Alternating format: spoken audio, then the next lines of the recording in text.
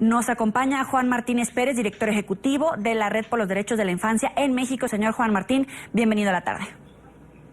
Muy buenas tardes, gracias por este espacio y bueno, pues obviamente compartimos la preocupación de cómo con este proceso electoral en los Estados Unidos,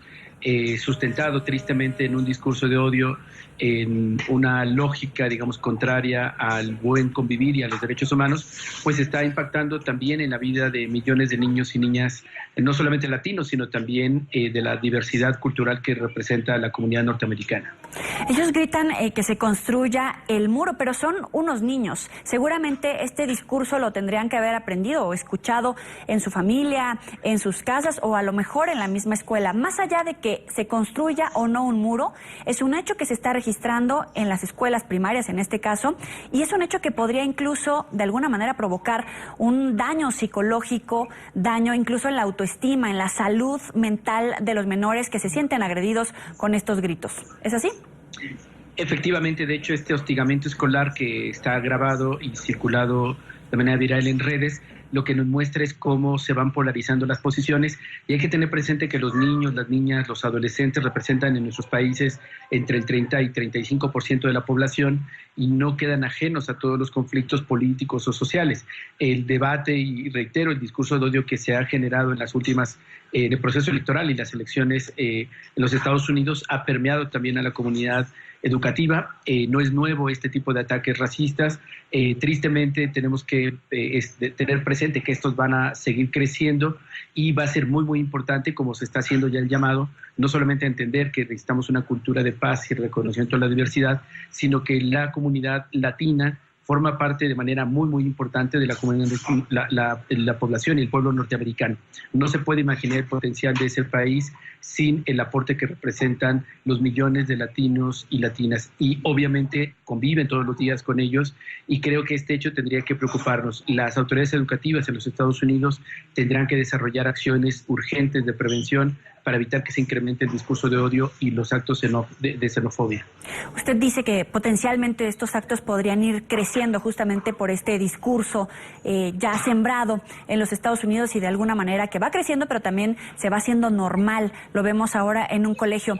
Permítame la pregunta, ¿podríamos caer en una tierra de nadie para estos niños, que muchos son hijos de personas adultas ilegales en los Estados Unidos, pero que ellos han hecho toda su vida en la Unión Americana, que incluso tal vez ni siquiera conozcan México? ¿Cómo va a proteger el gobierno mexicano a esos niños que han nacido en los Estados Unidos y que literalmente no van a tener opción legal para quedarse con sus papás, que son ilegales en los Estados Unidos, pero tampoco van a ser recibidos por su familia conocida ya en México? Bueno, obviamente estamos hablando aquí del acuerdo binacional México-Estados Unidos en relación a la población migrante. Calculamos que hay 34 millones de mexicanos en los Estados Unidos que tienen ya por décadas, estamos hablando de más de 50, 60 años, vínculos culturales, digamos, de sangre y por supuesto económicos, y esto es algo que no se puede negar. Obviamente la elección, el resultado de la elección que ha, digamos, sorprendido al mundo entero, que ha impactado en las bolsas del mundo entero, lo que va a forzar es a que los Estados Unidos, su pueblo, por supuesto su gobierno, ahora en una visión más radical y xenófoba, tenga que negociar con el Estado mexicano acuerdos migratorios que también hay que tener presente, más allá de que Estados Unidos tenga y su gobierno nuevo un discurso, digamos, contra los migrantes. Hay tratados internacionales, hay marcos que el propio sistema de Naciones Unidas no puede permitir de discriminación institucional, sobre los cuales el Estado mexicano va a tener que recurrir sin duda a mucho litigio estratégico. Creo que sin duda lo importante va a ser la negociación y el trabajo diplomático, pero no hay que descartar que litigios internacionales tengan que ser usados como una medida de protección a la población de origen mexicano en los Estados Unidos, que reitero, alcanzan casi los 34 millones de ciudadanos mexicanos. ¿Cómo van a evitar que la marca que va a tener esa generación sea tan profunda en los niños que son estadounidenses, de padres mexicanos que en algún momento podrían regresar a territorio mexicano y que se podrían enfrentar a que tal vez no hablan el idioma, que podrían incluso ellos mismos ser replicadores de esta figura estadounidense frente al mexicano que han escuchado, que es discriminado enfrentado frente a ese pasado que van a dejar de educación, de garantías de salud en la Unión Americana y que se van a enfrentar a otra realidad totalmente diferente en México? A lo mejor sus papás ni siquiera tienen trabajo. ¿Cómo van a hacer para tratar de reducir el impacto en esta generación?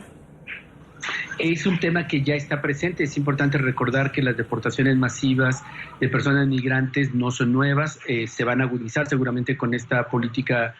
nueva, digamos, anunciada ya por el señor Trump,